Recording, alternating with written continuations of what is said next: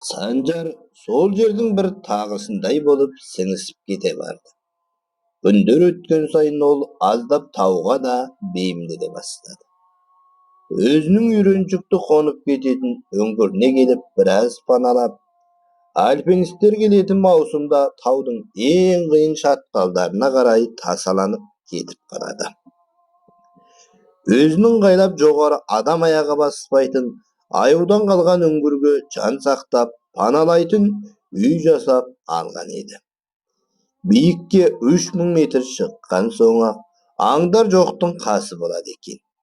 Биіктеген сайын тыныс алу қиындап, арқар мен маралдарға жайылу да оңайға соқпайтын сыңайлы.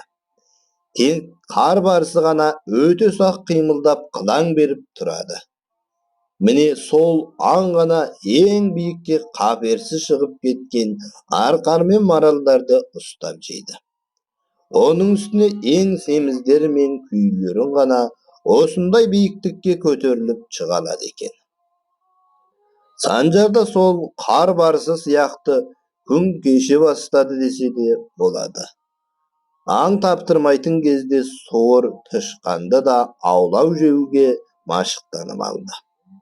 Моңғол халқының деликатесі ретінде суыр етінің ішіне қызған тас салып пісіретін әдісі де есіне түсіріп көрді. Сонда сырты толықтай үйтіліп пісіп, ішкі жағы қып-қызыл қылып салған таспен болбырап тұрып пісіп шығатын еді. Мұны ол ерден деген моңғол жігітімен өткен жылы шыңға шыққан кезде үйренген еді. Келе-келе дәмді қылып суыр еттерінде қақтап алатын болды. Аңның сүрпетін өзінің қарны іші майымен толықтай сыйғызып, үстіне от жағып, басқа жерге кете беретінді.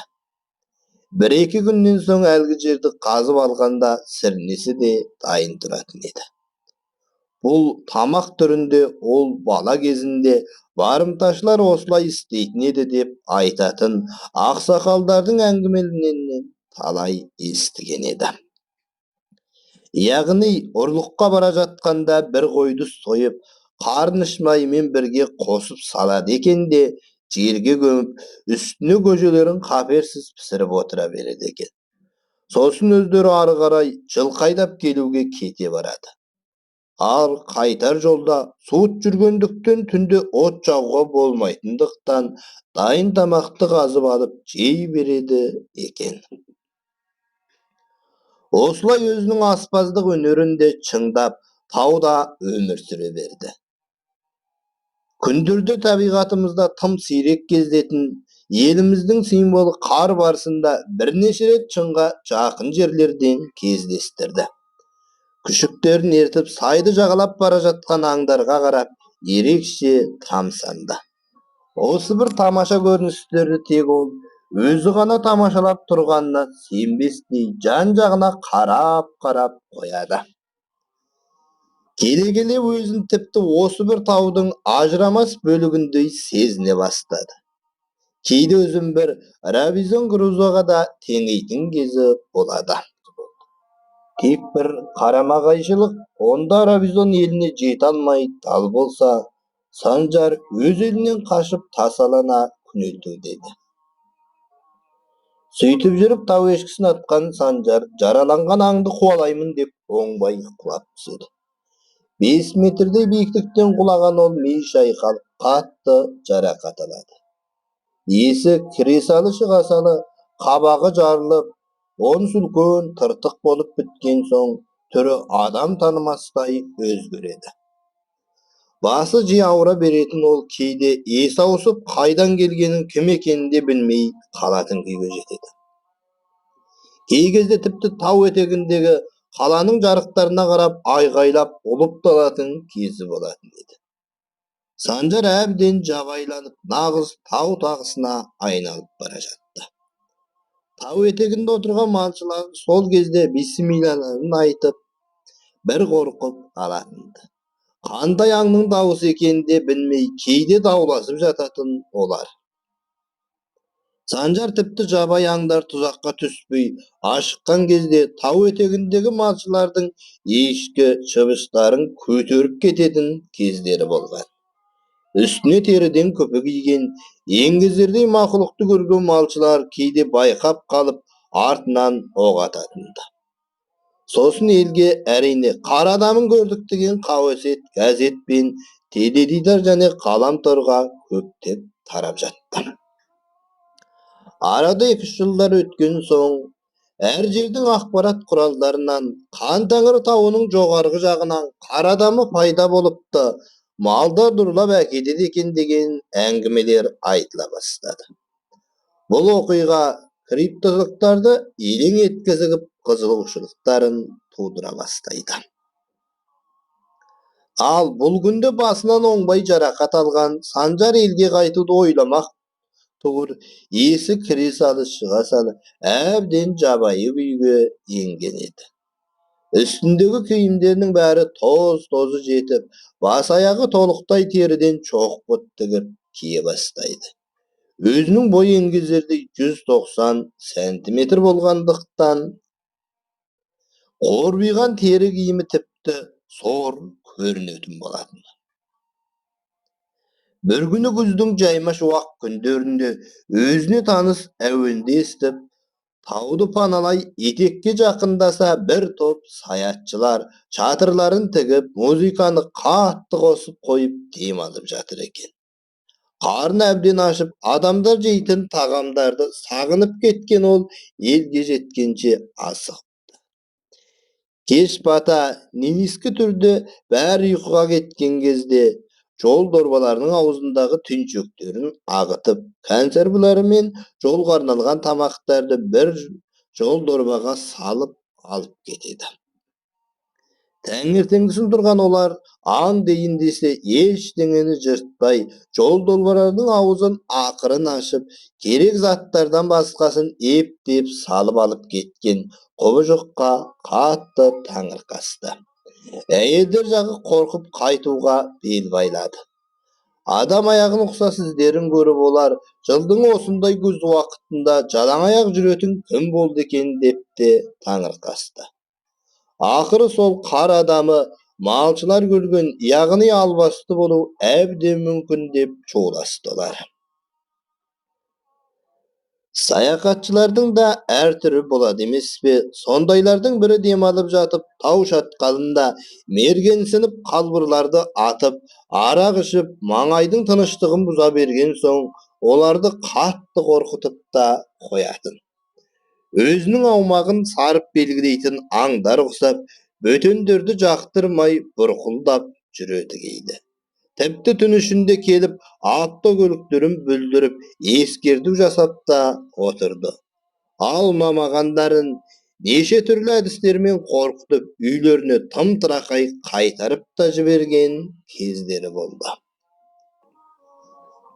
Бір күні Санжар қар барысының ұясының маңайына өте жақын барып қойды екен. Үстіне тура шатқалдан қар барысының үлкен ұрғашысы тап береді. Кеудесіне найзадай қадалған өткір тырнақтары ауыртып барады. Әрең дегенде жерге аяғын нықтаған ол мойнынан қылқындырып, өзінен әрі лақтырып үлгереді. Бір уақытта барыстың балалары да үңгірден қыңсылап шыға бастаған соң, қатты айбанады тұрған барыс та жуаси бастайды. Оның қасына келген баласы, ол адам бізге тиіскен жоқ дегендей шешесінің мойнына асылып, бірдеңе деп жатты. Жарасын ауырсынған ол ақсаңдап үңгіріне бет алды. Санжардың әрбір күні осылай жан беріп, жан алысумен өтіп жатты.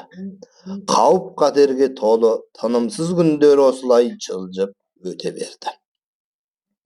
Тағылармен алысқан Санжарда тағылана бастаған еді. Еңгезердей денесімен қоректі көбірек қажет етіп, ашығатын күндерде жиі болып тұратын еді. Сондай күндердің бірінде малшының қызы 5 жасар Айша әке-шешесінің үйінде қапесіз ойнап жүрген еді. Ата-анасы үйде от жағып жүрген ымырт кез болатын. өзінің қыс ішінде ерте туған қошақанын сипалап қора жақта жүрген ол қойлардан қатты үркіп, ешкінің бажылдаған дауысын естиді. Ешкісі туып қалды ма екен деп қораға жетіп барған Айша еңгезердей құбыжықты ешкіні қолтықтап барып бара жатқанын көріп тілден айырылып қалады. Ол болса адымдай басып Айшаға жақындап келіп, қорықпа, мен саған тиіспеймін деп күбірлеп басынан аттап өтіп, ары қарай тау шатқалына қарай еңкеңдеп жүгіре жөнеледі. Тіпті жабайаңдай аққаладан секірмей сықырлатып есікті ашып шығып кеткен артынан біліп жатты. Алқына жүгіріп келген әкесі қызының ләмим деп айта алмай тұрған сұп-сұры түрін көріп құшақтап алады. Қызының аман екеніне көзі жеткен ол тау жаққа қарап бейберекет мылтығын бірнеше рет атып жібереді. Бірақ артынан қара адамның қорықпа, мен саған тимеймін деген сөзі Айшаның сандырақтаған сөзі ме деп ешкім онша мән беріп сене қоймайды. Тек шетелден келген мамандар ғана суретке түсіріп Айшадан нақтырап сұрап жатады. Санжар мекен еткен тау маңайының бәрі де шу-шырқан болып алысқа естіліп жатты. Халыққа және малдарға көп кеселін тигізе бастаған соң, тау тағысын қолға түсіру мақсатында Ресей, Қазақ және Қырғыз елінен арнайы тәжірибелі альпинисті, Қазақстанның спорт шебері Василий Талмович пен бірнеше жас ғалымдар бастаған ғылыми экспедициялық топ жасақталды. Олар 3000 метр биіктіктен кейін көтеріліп, қара адамды аңдумен болды. Тіпті биолог мамандар да ерекше қызығушылық танытып, оны ұстаса, одан тұқым алуға болатындығын алға тартты. Оның геніндегі талшықтар мен будандасса ерекше мықты, керемет, ауруларға төзімді адам тұқымын таратуға болатын еді дегенді айтты. Сондықтан ол болса да басқа ел алдымызды орап кетпей тұрғанда қолға түсіруіміз керек деген жоспар құрылады. Үкіметтен арнайы жасақталған сайдың тасындай өңшең спортшы жігіттер ол жүреді-ау деген жерлерге қақпан құрып тұзақтар байлайды. Бірақ оның бірде-біреуіне Санжар түспей, қақпандарды жауып бірнеше талқандап кетіп отырады. Кей кезде тұзақты өздеріне қарсы жолдарына құрып қойып, өздерін арандайтын. Интеллекті өте жоғары тау тағысы бұлардың бір жақтан қызығушылықтарын тудырса, екінші жағынан үрейлендіре түсті. Кейін бара-бара бұл енді іздеуші отрядты әбден ызаландыра бастады. Болмаса енді атып алсақ та тәуба деген байламға келді олар. Бүгінде сонда іздеуші отряд сай етегінде демалуға тоқтаған кезі болады. Василий Талмович жігіттеріне керек жарақтарын жайғап тынығуға рұқсат береді. Неше күн суыт жүрген жігіттер біраз елдерін жазып, тынығып жатады. Ішінде жүрген жас спортшы Қайрат елдерді бір қорқыту үшін кешкі ымырт кезінде тері тонын теріс айналдырып киіп дәрет алатын жаққа барып жасырына қояды. Түзге шыққан Василий өзінің ербең етіп алдынан жүгіріп шыққан құбыжықты көріп, жалпасынан түспесі бар ма? Қалған жігіттер қыран топан тұтығып қорқып кеткен Василийға мен сені мына дрөкпен атып тастамасам қайтер едің деп айғайға басады. Андағы дәріңіз маған онша әсер ете қоймас деп Қайрат та бой бермейді. Сен білмейсің ғой, мына дәрі сендей екі өгізді құлата салады. Мені Василий өгізге теңегеніңіз қалай? Мен әлі жаспын ғой, бір бұқадай жаным бар деп жігіттері бір мәз қылады Қайрат. Болды, қойыңдар, қарқылдағандарыңды, ертең ауыр күн болады, тағы да жоғары өрлейміз деп Василий бәріне жатуға бұйрық беріп, құланчақ қайратты жаза ретінде күзетші қойды. Тынымсыз іздену мен табандылықтың арқасында Талмашев тобы ымырт кезінде кезек таңға шығып келе жатқан Санжарды ақыры қоршауға алады.